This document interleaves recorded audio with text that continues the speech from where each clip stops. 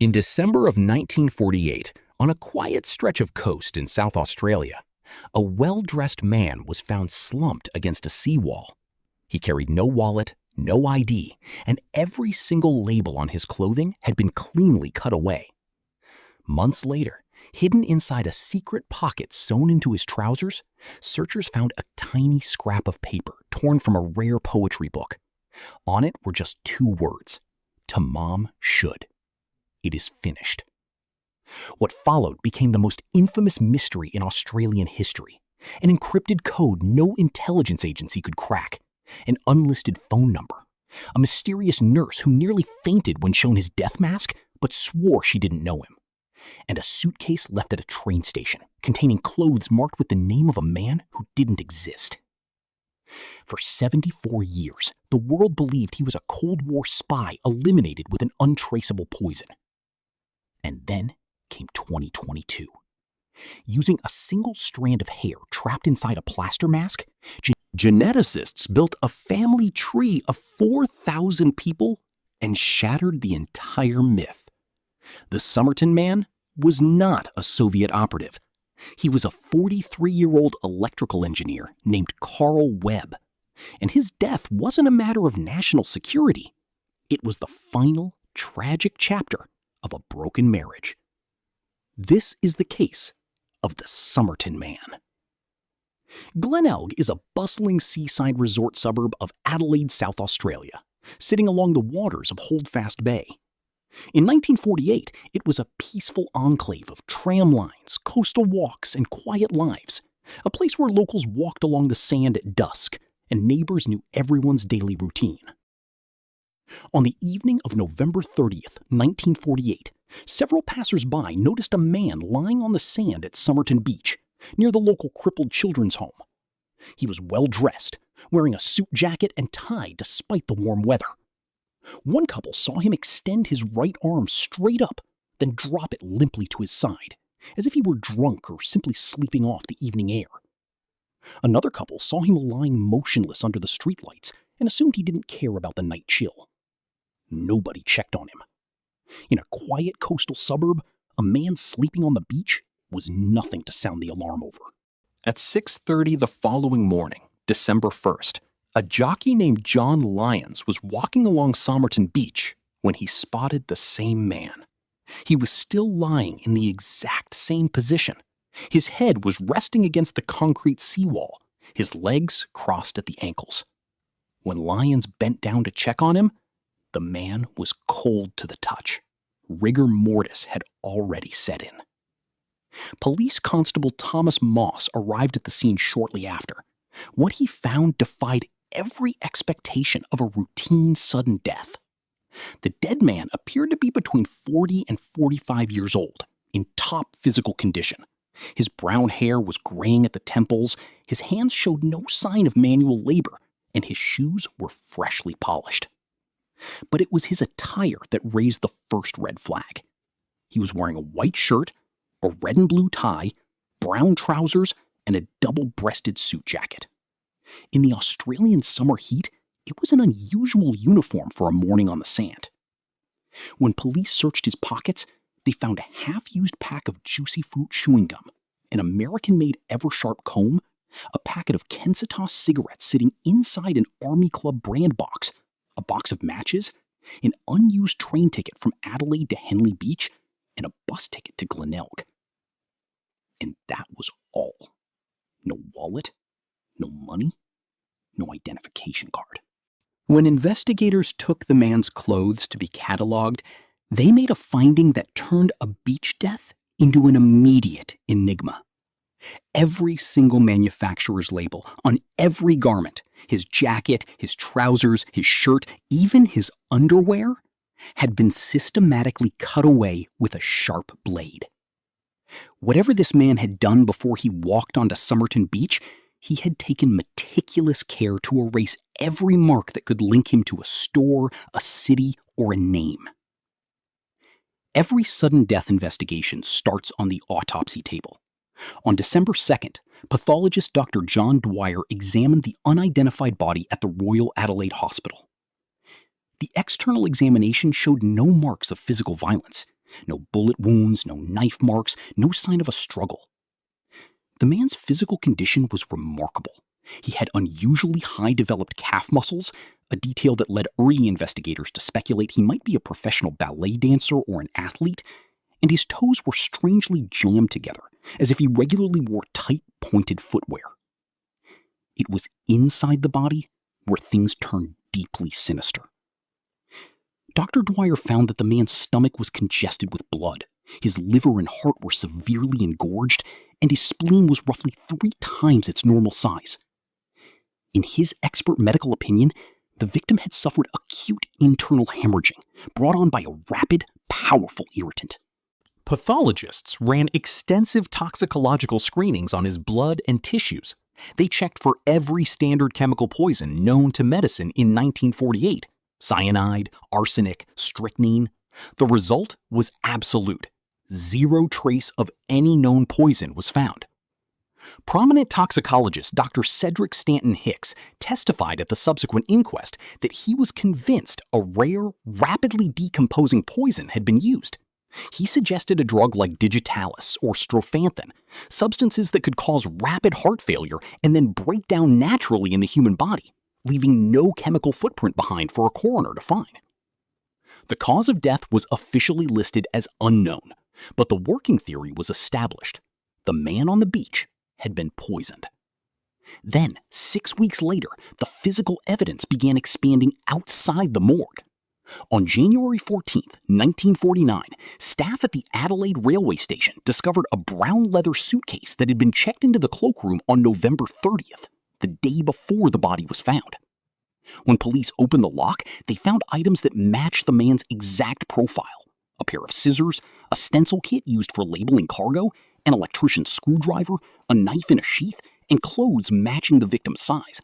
And just like the clothes on the body, most of the labels had been cut out. Except for 3 items.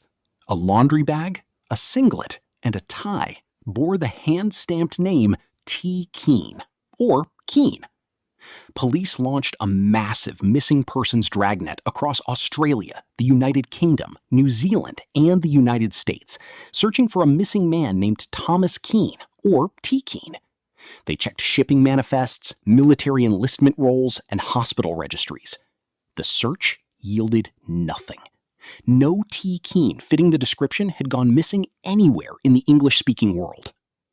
Police concluded the killer or the victim himself had deliberately left those 3 tagged items as a false lead. Then came the discovery that elevated this case into international headline news.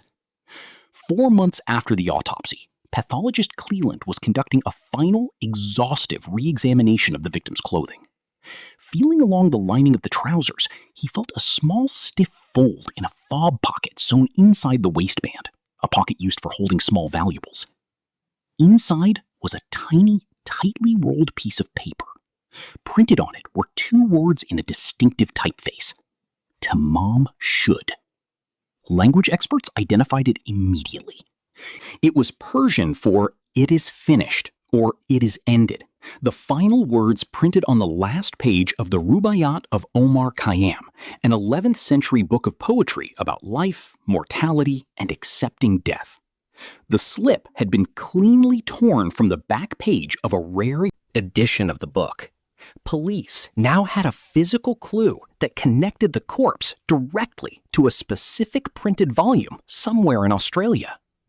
The news of the Tamám Shud slip was released to the public, and within days, a local doctor came forward with an extraordinary story. He told police that in late November 1948, around the exact time the Somerton Man died, he had found an unprinted, rare translation of the Rubaiyat of Omar Khayyam lying on the rear floorboard of his unlocked car, which had been parked near Somerton Beach. He hadn't thought much of it until reading the newspaper reports. Police examined the book. The final page was missing its bottom corner. When forensic officers placed the Tamám Shud paper slip against the torn page under a magnifying glass, the paper fibers matched perfectly. This was the exact book from which the paper had been ripped. When investigators turned the volume over, they found two faint pencil inscriptions written on the back cover. The first was a string of capital letters arranged in 5 lines, with the second line crossed out. RWGOABAB MLIOI WTBIMPANETP MLIABOAIAQC ITTMTASAMTGAB. Military intelligence officers, naval cryptographers, and civilian code breakers were called in to decipher the text. They analyzed letter frequencies, substituted foreign alphabets, and ran cipher algorithms. None of them could break it. It was universally framed as an unbreakable Secret Service cipher, a Cold War spy code written by an operative who had taken his secrets to the grave. The second inscription on the book cover was a phone number. That number led police directly to a 27-year-old nurse named Jessica Jestin Thompson, who lived on Mosley Street in Glenelg, less than 400 meters from the exact spot on the sand where the Somerton Man was found. When Detective Sergeant Lean questioned her, Thompson was defensive and deeply nervous. She admitted that during World War II, while working at a hospital in Sydney in 1945, she had owned a copy of the Rubaiyat and had given it as a personal gift to an Australian Army artillery officer named Alf Boxall. Police believed they had solved the identity. They assumed the dead man on the beach was Alf Boxall. Except he wasn't. Within days, police tracked down Alf Boxall alive and well in Sydney. He still had the copy of the Rubaiyat Jessica Thompson had given him in 1945, complete with her handwritten inscription inside the front cover. The torn book from the beach was an entirely separate copy. Police brought Jessica Thompson in to view a plaster death mask that had been made of the Somerton Man's face before his burial. The reaction of the nurse was captured in police records. Upon seeing the plaster face, Thompson looked down, refused to look at the mask again, and appeared on the verge of fainting. She was visibly shaken, her body trembling. Yet, despite her reaction, she swore under oath that she did not recognize the man and had no idea why her unlisted phone number was written inside a book found near his body. Detectives knew she was withholding information, but with no direct evidence linking her to a crime, they could not compel her to speak. The door to the investigation slammed shut. Over the decades that followed, the case dissolved into wild theories. Because of the code, the missing clothing labels, the unlisted number, and the proximity to the Woomera missile testing range nearby, media outlets and researchers insisted the Somerton Man was a Soviet spy executed with a secret poison. Others claimed he was a fallen diplomat, or that he had fathered Jessica Thompson's son, Robin Thompson, who shared rare genetic physical traits with the victim, including specific ear shapes and missing incisors. The Somerton Man was buried in Adelaide's West Terrace Cemetery under a simple headstone that read, "Here lies the man who was found on Somerton Beach, 1st December 1948. For over 7 decades, that stone was the only answer Australia had.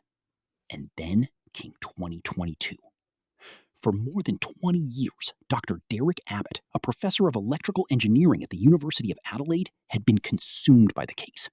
He had analyzed the code, studied the autopsy records, and even married Rachel Egan, the biological granddaughter of Jessica Thompson and daughter of Robin Thompson, in a twist that seemed stranger than fiction. Abbott was convinced that the answer did not lie in Cold War military archives, but in modern human genetics. In 2021, after years of legal petitions, the South Australian Attorney General granted permission for the Somerton Man's body to be exhumed from West Terrace Cemetery. But decades underground in wet soil had severely degraded the skeletal remains, making standard DNA extraction nearly impossible. Abbott turned to a different source. Years earlier, when the original plaster death mask was being created in 1949, several strands of the victim's hair had become embedded in the wet plaster. Abbott had preserved those strands. Working alongside renowned American forensic genealogist Colleen Fitzpatrick, founder of Identifinders International, the team used advanced DNA extraction techniques to sequence the degraded genetic material from the hair roots. They uploaded the resulting DNA profile to public genealogical databases like GEDmatch and Ancestry. Using investigative genetic genealogy, Fitzpatrick and Abbott began building a massive, sprawling family tree, tracking shared segments of DNA across thousands of distant cousins. The tree grew to over 4,000 individuals, tracing branches back to the 19th century in Victoria, Australia. Slowly, systematically, the geneticists pruned away the branches, eliminating families that had clear records of survival, until the tree converged on a single marital line, the union of Richard Augustus Webb and Hannah Grace. In July 2022, after 74 years of silence, the genetic tree pointed to a single man who had vanished without a trace in late 1948. His name was Carl Charles Webb. He was not a Soviet operative. He was not a foreign diplomat. He was a 43-year-old electrical engineer and instrument maker born in Footscray, Victoria on November 16, 1905. The piece of the puzzle that had baffled police for 3 generations fell into place with staggering clarity. Consider the evidence that had stumped police for 74 years. The clothes labeled T. Keene inside the suitcase? Carl Webb's sister, Frida Grace Webb, was married to a man named Gerald Thomas Keene. The clothing inside the suitcase was simply hand-me-downs from Carl's brother-in-law, Thomas Keene. The unbreakable Cold War code written on the book cover? Carl Webb was an avid fan of horse racing. Experts who re-examined the letter sequences against 1940s newspaper archives concluded the letters were not secret military ciphers, but a personal shorthand system Webb used for tracking horse names, betting odds, and race results. And the mysterious reason he was in South Australia? In 1941, Carl Webb had married a woman named Dorothy Doff Jean Robertson. They lived together in Melbourne. But by 1947, the marriage had deteriorated into extreme conflict. Dorothy left Webb, packed her bags, and moved to South Australia to start a new life under a different name. Carl Webb, heartbroken, mentally unstable, and obsessed with finding his estranged wife, packed a suitcase, bought a one-way ticket, and traveled west to Adelaide in late November 1948 to track her down. Whether he ever found Dorothy, or whether he reached Somerton Beach and realized his marriage was truly over remains a secret he took into the sand. Subsequent DNA testing ruled out any biological link between Carl Webb and Robin Thompson, dispelling the decades-long rumor that he had fathered the nurse's child. His presence near Jessica Thompson's house was either a tragic geographic coincidence or a detail in his search for his wife that can no longer be verified.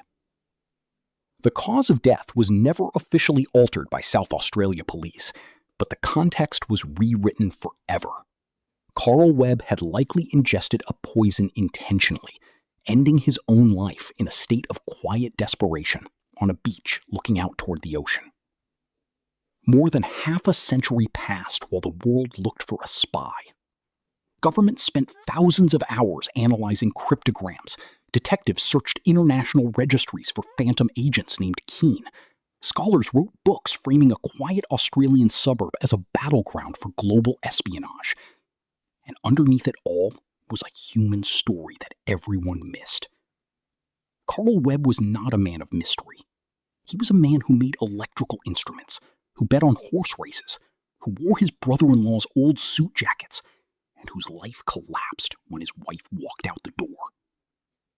When he sat down against the seawall at Somerton Beach on that cold November night in 1948, he cut the tags from his clothes to leave his old life behind. But science eventually caught up with his memory. He was buried as a stranger. But 74 years later, history gave Carl Webb his name back. If this case stayed with you, consider subscribing, because stories like this deserve to be remembered for what they really are, not the myths we build around them. What do you believe happened during Carl Webb's final hours on Somerton Beach? Share your thoughts in the comments. And until next time, stay safe and take care of your people.